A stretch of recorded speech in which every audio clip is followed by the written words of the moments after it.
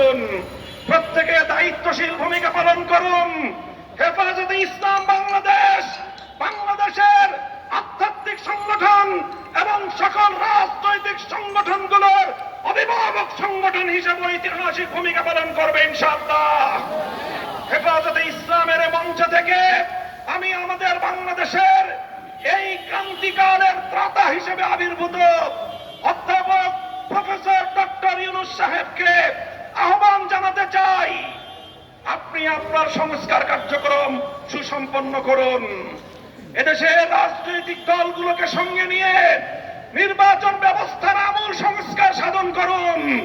প্রচলিত বর্তমানের দুর্বৃত্তায়নের নির্বাচনী ব্যবস্থায় এদেশের মানুষ বিশ্বাস করে না। এই দুর্বৃত্তপনার নির্বাচনের মাধ্যমে কিছু দুর্বৃত্তরাই সংসদ সদস্য হতে পারে, ভালো মানুষের সংসদ সদস্য নির্বাচিত হওয়ার কোনো ব্যবস্থা নেই।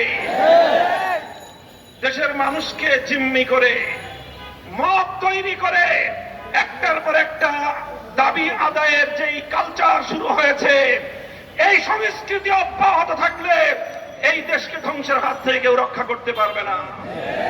বিগত ফ্যাসিবাদী সরকারের যারা দোষর ছিল, যারা পৃষ্ঠপোষক, ফ্যাসিবাদের জন্মদাতা যারা, তারাই আমরা লক্ষ্য করছি আমাদের মধ্যকার পারস্পরিক দ্বন্দ্ব সংঘাতগুলোকে উস্কে দিয়ে বাংলাদেশকে ধ্বংসের দ্বার প্রান্তে তারা উপনীত করবার চেষ্টা করছে। কাজে আসুন আমরা হাতে হাত রাখি, আবার জুলাই এবং আগস্টের চেতনাকে শানিত করে বাংলাদেশে অভূতপূর্ব ঐক্য সাধন করে সকল ষড়যন্ত্রকে আমরা নস্যাৎ করে দিতে চাই।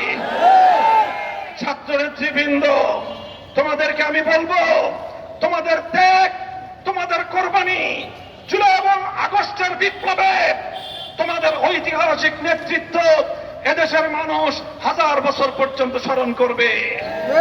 কাজেই তোমরাও দায়িত্বশীল ভূমিকা পালন করো।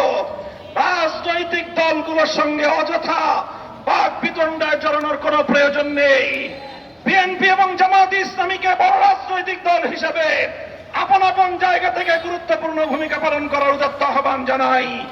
ইসলামী আন্দোলন বাংলাদেশ সহ সকল রাজনৈতিক দলগুলোকে ঐক্যবদ্ধভাবে চলমান এই পরিস্থিতিকে মোকাবেলা করবার উদাত্ত আহ্বান জানাই। ইনশাআল্লাহ আমি আপনাদেরকে আজকের মঞ্চ থেকে বাংলাদেশের মানুষকে আমি আশ্বস্ত করতে চাই, ইনশাআল্লাহ জুলাই এবং আগস্টের সকল অংশীজনরা ঐক্যবদ্ধভাবে এই বাংলার বিরুদ্ধে পরিচালিত প্রতিটি ষড়যন্ত্রকে প্রতিহত করবে ইনশাআল্লাহ।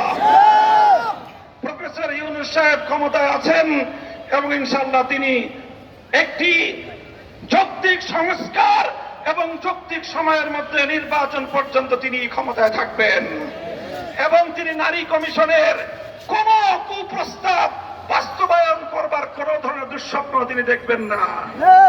ইনশাআল্লাহ আগামী দিনে নারীর ন্যায্য অধিকার বাস্তবায়নে হেফাজতে ইসলাম মাঠে ঘাটে ঘরে ঘরে তার তৎপরতা পরিচালনা করবে।